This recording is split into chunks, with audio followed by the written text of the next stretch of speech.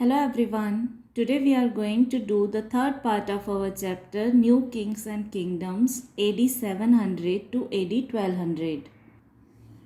Turkish invasion. By the end of the 10th century, Turks had risen to power in Central Asia. The Turkish generals had proclaimed their control over many territories. Ghazni in Afghanistan had also come under the rule of one such Turkish general. One of the most outstanding Turkish rulers of Ghazni was Mahmud.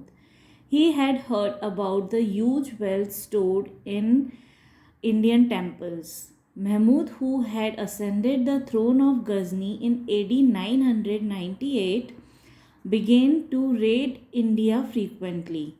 Between AD 1000 and AD 1025, he invaded India 17 times and plundered the North Indian temples at Mathura and Kannauj. He also plundered Somnath temple in Gujarat in AD 1025. He got immense wealth, jewelry, and precious stones which he took to Ghazni. Even the gateway of Somnath temple was taken to Ghazni. तो 10th century ख़त्म होते होते Turks का power जो है वो बढ़ने लगा था सेंट्रल एशिया पे। तो ज़्यादा से ज़्यादा टेरिटरीज़ पे उनका कब्जा होने लगा था। कई जगह वो अटैक करने लगे थे और वो टेरिटरीज़ को प्रोक्लेम करने लगे थे। वो टेरिटरीज़ को अपने राज्य में इंक्लूड करने लगे थे कई दूसरे राज्यों को। तो इसी तरह से अफ़गानिस्तान का एक प्लेस था गजनी, वो भी एक टर्किश जनरल के कंट्रोल में आ गया था। और जो एक मोस्ट आउटस्टैंडिंग टर्किश रूलर था गजनी का महमूद। इसके बारे में हमने पहले भी पढ़ा था जब हम वॉर ऑफ टैरन पढ़ रहे थे कि पृथ्वीराज चौहान ने जब गौरी को हराया था उसके पहले गजनी ने इंडिया पे 17 टाइम्स अटैक करा था। तो जो महमूद था वो काफ़ी पावरफुल जनरल था और उसने ये सुना था कि इंडिया में ना बहुत सारी वेल्थ है और जो वेल्थ है, जो भी पैसा है, सोना चांदी है, वो सब मंदिरों में स्टोर्ड है। तो इसलिए उसको ऐसा लगता था कि उसको इंडिया पे अटैक करके और ये सारी वेल्थ को लूट के गजनी ले जाना चाहिए। तो जब 998 में जब गजनी पर महमूद का शासन हुआ तो उसने इंडिया पे अटैक करना स्टार्ट किया, इंडिया पे रेड करना स्टार्ट किया, इंडिया में इन्वेड करना स्टार्ट किया। और वो सिर्फ अटैक करता था टेम्पल्स पे क्योंकि उसको पता था कि टेम्पल्स के पास बहुत सारी वेल्थ है। तो टेम्पल्स में जो भी सोना चांदी हीरे जवाहरात प्रीशियस स्टोन्स ये सारी चीज़ें होती थी वो सब लेकर जाता था। तो सबसे ज़्यादा उसने अटैक किया कन्नौज और मथुरा के टेम्पल्स पे क्योंकि उसको लगता था कि ये टेम्पल्स जो हैं वो बहुत रिच हैं। तो AD 1000 से लेकर AD 1025 तक 25 ईयर्स में उसने 17 टाइम्स इंडिया में अटैक किया और 1025 में उसने सोमनाथ के टेम्पल पे भी अटैक किया जो कि गुजरात में है। और वहाँ से वो बहुत सारी वेल्थ लूट कर ले गया। इनफैक्ट जो सोमनाथ टेम्पल का डोर था वो उसको तक ले गया। Effects of Mahmud Ghazni's raids. Mahmud's raids had the following effects on India and the city of Ghazni. अब जो महमूद ने इतनी बार रेड किया इंडिया को, इतनी बार वो लूटने आया, तो उसके इफ़ेक्ट्स क्या क्या हुए। Annexation of Multan. In AD 1006, Mahmud marched up to Multan which he conquered. Multan became a part of Mahmud's White Kingdom.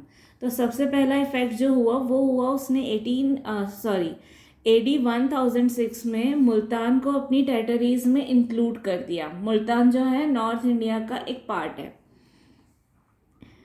Plunder and लूट। Thousands of people were killed during the raids made by Mahmud. He attacked and plundered Nagarkot, Kangra, Thaneshwar, Mathura and Kannauj. He was known as the idol breaker. He indulged in massacre wherever he went. तो जब भी वो लूटने आता था तो वो सिर्फ टेम्पल को लूट के नहीं जाता था, लेकिन जो भी लोग उसको रास्ते में दिखते थे, कोई भी अगर उसके रास्ते में आता था तो वो उन लोगों को मार देता था। उसने बहुत सारे टेम्पल्स पे अटैक किया जिसमें सबसे ज़्यादा उसने मथुरा और कन्नौज पे अटैक किया। उसके अलावा उसने नागरकोट, कांगड़ा, थानेश्वर टेम्पल्स पे अटैक किया और उसको आइडल ब्रेकर बोला जाता था। दैट इज़ जब वो वेल्थ लूट के ले जाता था तो वहाँ पर उस मंदिर में जो भगवान की मूर्ति होती थी वो उसको तोड़ कर जाता था। और उसने खूब बहुत सारे लोगों को मारा, और जब भी वो वापस आता था अपने पीछे सिर्फ वो लाशें छोड़ कर जाता था। Beautified the city of Ghazni. Mahmud used his wealth to build palaces, mosques, schools, and libraries in Ghazni. Many scholars lived at his court. Firdausi wrote the great Persian epic Shahnama, which is an account of Mahmud's life and his times. Al-Biruni, a great scholar, visited India during this period. अब इस wealth से उसने गजनी को बहुत beautify किया। गजनी में उसने बहुत सारे पैलेसेस बनवाए, मॉस्क बनवाए, school, library, roads, public convenience के लिए बहुत सारी चीज़ें। तो उसने गजनी को बहुत डेवलप करा। और उसके कोर्ट में बहुत सारे स्कॉलर्स होते थे। ऐसा ही एक स्कॉलर था फिरदौसी, जिसने पर्शियन में एक एपिक लिखा था शाहनामा। और शाहनामा से हमको ये पता चलता है कि महमूद की लाइफ और उसके टाइम पर क्या क्या इवेंट्स हुए थे। उसके अलावा एक और स्कॉलर था अल-बिरूनी, उसने इंडिया को विज़िट किया था उसी टाइम पीरियड में 1000 से 1025 के बीच में।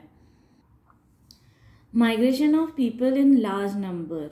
महमूद्स invasions open India to migration of people who came as soldiers, traders, and workers. Many Muslim preachers also entered India. Many Sufi saints from Iran came to India. They preached love and devotion to God. अब जब महमूद ने invade किया India को तो उससे एक तरह से इंडिया के डोर खुल गए बहुत सारे लोगों के लिए। बहुत सारे लोग माइग्रेट होकर इंडिया आए, उसमें बहुत सारे सोल्जर्स थे, ट्रेडर्स थे, वर्कर्स थे, और बहुत सारे मुस्लिम प्रीचर्स भी थे। तो मुस्लिम प्रीचर्स जो थे उनको सूफ़ी सेंट्स जो बोला जाता है। तो ईरान से बहुत सारे सूफ़ी सेंट्स आए और वो यहाँ पर आकर गॉड के बारे में, लव के बारे में लोगों को एक साथ यूनाइट रहने के लिए प्रीच करते थे, उनको शिक्षा देते थे। Mahmud had no ambition to set up an empire in India. He died in AD 1030. The empire of Ghazni disintegrated rapidly after Mahmud's death. For about 150 years, India was free from foreign attacks after his death. अब महमूद जो था उसका interest सिर्फ India को लूटने में था। उसका इंटरेस्ट कभी भी इंडिया में अपना शासन करने में, अपना एम्पायर बनाने में नहीं था। उसने कभी भी इंडिया को अपनी टेरिटरीज में इंक्लूड करने की कोशिश नहीं की, बट फॉर मुल्तान। और उसकी डेथ हुई 1030 में।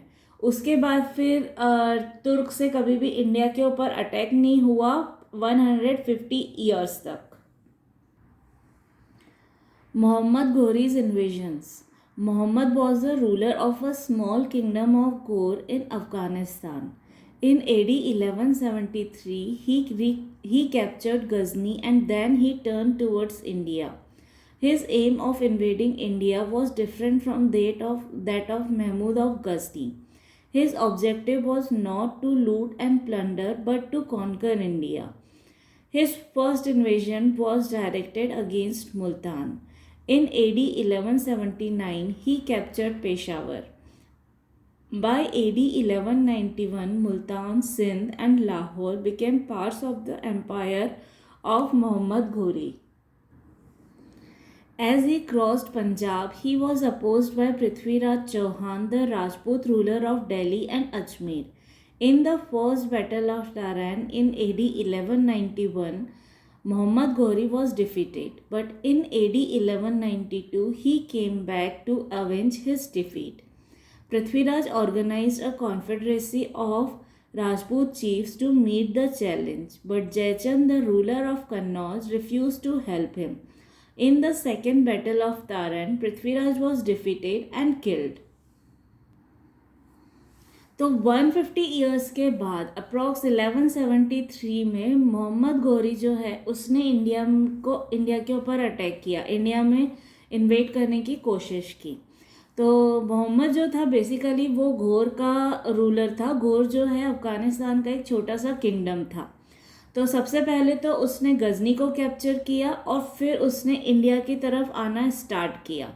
उसका पर्पस जो था इंडिया को सिर्फ लूटना नहीं था, जैसे महमूद का पर्पस सिर्फ इंडिया को लूट कर वो वेल्थ को गजनी को डेवलप करने में यूज़ करना था, लेकिन जो घोरी था उसका पर्पस इंडिया को लूटना नहीं था, वो इंडिया के ऊपर शासन करना चाहता था, वो इंडिया के ऊपर राज करना चाहता था। तो सबसे पहले तो उसने मुल्तान को अपने कब्जे में किया, फिर उसके बाद उसने पेशावर को अपने कब्जे में किया 1179 में, फिर 1191 में मुल्तान, सिंध, लाहौर, ये सब जो है उसके किंगडम के पार्ट्स बन गए थे। फिर वो पंजाब क्रॉस करके जब नॉर्दर्न इंडिया में आगे बढ़ने की कोशिश करने लगा तो वहाँ पर उसको अपोज किया पृथ्वीराज चौहान ने। पृथ्वीराज चौहान जो थे वो दिल्ली और अजमेर के किंग थे, वो वहाँ के रूलर थे। तो 1191 में मोहम्मद घोरी और पृथ्वीराज चौहान के बीच में फाइट हुई और इस बार पृथ्वीराज चौहान जो है वो जीत गए। तो मोहम्मद घोरी को वापस जाना पड़ा, लेकिन मोहम्मद घोरी ने हार नहीं मानी और एक ही साल बाद 1192 में वो अपनी तैयारी करके फिर वापस आया, उसने फिर वापस अटैक किया और इस बार पृथ्वीराज चौहान जो है वो हार गए। एक्चुअली पृथ्वीराज चौहान ने दूसरे राजपूत किंग से हेल्प मांगी थी, वो चाहते थे कि सारे राजपूत किंगडम्स एक साथ मिलकर अगर घोरी का सामना करेंगे तो घोरी जो है उनसे जीत नहीं पाएगा, लेकिन कन्नौज के जो राजा थे, राजा जयचंद, उन्होंने मना कर दिया, उन्होंने पृथ्वीराज चौहान को सपोर्ट नहीं किया।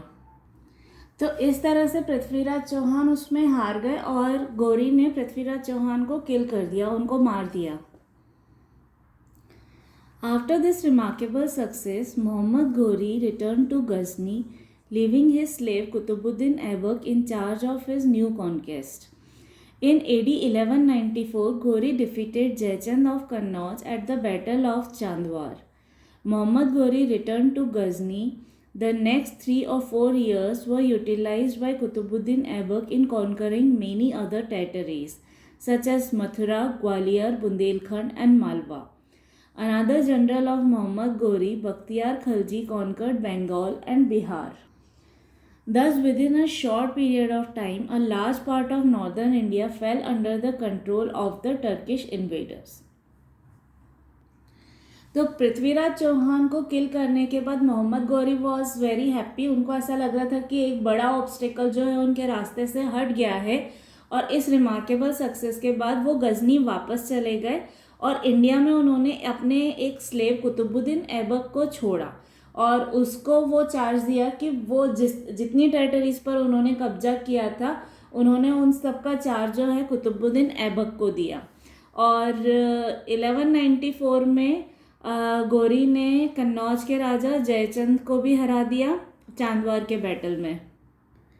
उसके बाद वो वापस चले गए गजनी और पीछे से उनका जो जनरल था कुतुबुद्दीन ऐबक, जो उनका स्लेव था, उसने टेरिटरीज को एक्सपांड करने का काम चालू रखा। दैट इज़ वो दूसरी जगह पर अटैक करके जीतता रहा। तो उसने बहुत सारी टेरिटरीज को कॉन्कर कर लिया था। मथुरा, ग्वालियर, बुंदेलखंड और मालवा को उसने इंक्लूड कर लिया था अपनी टेरिटरीज में। उसके अलावा जो एक दूसरा जनरल था बख्तियार खिलजी, उसने बंगाल और बिहार को इंक्लूड कर लिया था। तो इस तरह से नॉर्दर्न इंडिया का एक बहुत बड़ा पार्ट जो है वो मोहम्मद गौरी के कंट्रोल में आ गया था। तो इस तरह से जो टर्किश इन्वेडर्स थे उन्होंने इंडिया के ऊपर अपना शासन करना स्टार्ट किया। इन AD 1206 Muhammad Ghori was murdered. He had no son, hence his empire passed into the hands of his generals. At Ghazni he was succeeded by Alauddin, who was soon displaced by another general. In India he was succeeded by Qutbuddin Aibak. He laid the foundation of a new dynasty known as the Slave Dynasty. फिर AD 1206 में मोहम्मद घोरी को किसी ने murder कर दिया और उनका कोई बेटा नहीं था, तो अब कोई सक्सेसर नहीं था एम्पायर के लिए। तो जो उनके स्लेव्स थे, जो उनके जनरल्स थे, उन्होंने ही उसको सक्सीड किया। तो गजनी को सक्सीड किया अलाउद्दीन ने और फिर जो अलाउद्दीन था उसको किसी ने गद्दी से हटा के और गजनी को कैप्चर किया और इंडिया को सक्सीड किया कुतुबुद्दीन ऐबक ने, जिस स्लेव को मोहम्मद गौरी ने छोड़ा था इंडिया को एडमिनिस्टर करने के लिए now he was the ruler of that part. तो उसी ने एक नई डायनेस्टी की शुरुआत की और उसका नाम था स्लेव डायनेस्टी। स्लेव डायनेस्टी इसलिए क्योंकि कुतुबुद्दीन ऐबक एक स्लेव था और उसके बाद जितने रूलर्स हैं वो या तो कभी किसी राजा के स्लेव रहे, तो इसलिए उस डायनेस्टी को स्लेव डायनेस्टी बोला जाता है। Causes for defeat of the Rajputs. Disunity among the Rajputs was the most important reason for their defeat. अब राजपूत्स के हारने के क्या क्या रीज़न रहे, तो सबसे बड़ा रीज़न रहा उनकी डिसयूनिटी। उन्होंने एक दूसरे को सपोर्ट नहीं किया बल्कि वो आपस में ही लड़ते रहे, आपस में ही डिस्प्यूट होते रहे। इस वजह से दूसरे लोगों को राज करने का मौका मिला। The Turks were military superior to the Rajputs. They used horses which moved very swiftly when compared to elephants used by the Rajputs. The Turks had better planning and strategy. The Rajputs constantly fought among themselves and did nothing to equip themselves with better weapons and tactics. और Turks जो थे वो उनसे superior भी थे when it comes to skills, क्योंकि जो उनकी स्ट्रेटजी होती थी, उनकी जो प्लानिंग होती थी वो राजपूत से बेटर होती थी।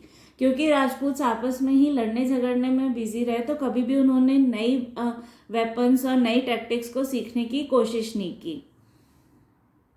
और उसके अलावा तुर्क्स जो है वो हॉर्सेस यूज़ करते थे वॉर में, और राजपूत जो थे वो एलिफेंट्स यूज़ करते थे। तो हॉर्सेस का मूवमेंट जो है वो ज़्यादा स्विफ्ट, ज़्यादा फास्ट होता था, और जो एलिफेंट्स का मूवमेंट है वो थोड़ा स्लो होता था। तो इसकी वजह से तुर्क्स जो है वो बेटर वॉर कर पाते थे। The rulers are no standing armies, they had to depend on their feudal lords. Last part में हमने देखा था कि जो रूलर्स होते थे वो अपनी आर्मी को खुद नहीं मैनेज करते थे बल्कि उनकी आर्मीज़ को फ्यूडल लॉर्ड्स मैनेज करते थे। और जब भी कभी वॉर होता था, किसी और के साथ फाइट होती थी, तो अपने वो फ्यूडल लॉर्ड्स को अप्रोच करते थे और वो आर्मी भेजते थे जो कि इनको सपोर्ट करती थी। तो इस तरह से, क्योंकि उनके पास अपनी इंडिपेंडेंट आर्मी नहीं थी, उनकी डिपेंडेंसी थी फ्यूडल लॉर्ड्स के ऊपर, तो ये भी उनके लिए एक नेगेटिव पॉइंट की तरह काम करता था। The Turkish invasions failed to arouse national consciousness in India. The masses did not really cooperate with the rulers. तो मोहम्मद घौरी ने जब रूल करना स्टार्ट किया, इससे पहले महमूद ने जब 17 टाइम्स अटैक किया, उसने इतना मारकाट मचाई और इतना लूट के ले गया, तो लोगों का भरोसा अपने रूलर पे से हट गया कि रूलर के होते हुए कोई बाहर से कोई लुटेरा आता है, वो लूट के ले जाता है और वो सब जो लोग उसके रास्ते में आते हैं उनको मार डालता है। तो कहीं ना कहीं उनका फेथ, उनका नेशनल कॉन्शियसनेस जो है वो अफेक्ट हुआ, और उसके बाद वो अपने रूलर्स को कोऑपरेट नहीं करते थे, उनके ऊपर फेथ नहीं था उनका, उनको ट्रस्ट नहीं करते थे। The Turks were inspired by great religious enthusiasm. They believed that their victory would help in spreading Islam in India. उनका एक रीज़न रिलीजियस भी था, मतलब उनको सिर्फ जो रूल करना था वो सिर्फ पैसा या सिर्फ टेरिटरीज़ को कैप्चर नहीं करना था, उनको इस्लाम को भी आगे बढ़ाना था, उनको इस्लाम स्प्रेड करना था इंडिया में। तो उनको ऐसा लगता था कि अगर वो रूल करेंगे तो वो इस्लाम को ज़्यादा से ज़्यादा स्प्रेड कर सकते हैं। तो कहीं एक बड़ा मोटिवेशन था अपने रिलीजन को स्प्रेड करने का। उससे उनको काफ़ी एंथुसियाज्म मिलता था, काफ़ी एनर्जी मिलती थी, जिससे कि वो इंडिया की बहुत सारी टेरिटरीज़ को कैप्चर कर पाए। So this was the last part of our chapter new Kings and kingdoms AD 700 to AD 1200. If you have any doubt or query, you can ask me in the comment box below, or you can ask me on WhatsApp also. The number is there in the description box below. If you want the links to other chapters or other parts of this chapter, you can find them also in the description box below. Thank you everyone.